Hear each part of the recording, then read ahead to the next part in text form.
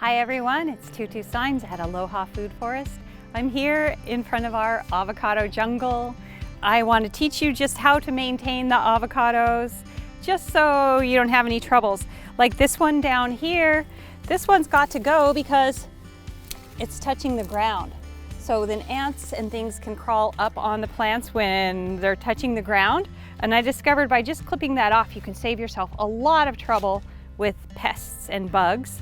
So I see maybe there's this one here that could go, that one.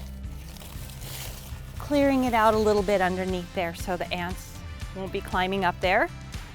And another thing, I like to keep the trees at a reasonable height where I can reach the fruit. So I'm gonna come over here real quickly and give this one a little snip. Just take this off. And now these little branches will grow up around the sides and I'll be able to reach all the avocado fruits when they come. Okay, so you're going to want to prune all the branches that are touching the ground. If they're too tall, you can cut them, and you can cut them to grow the direction you want. Like this, if I cut right above here, like that, then this is going to get all the energy and it's going to grow out that way. And you do want to have them grow outwards instead of inwards because it gets too tangly inside.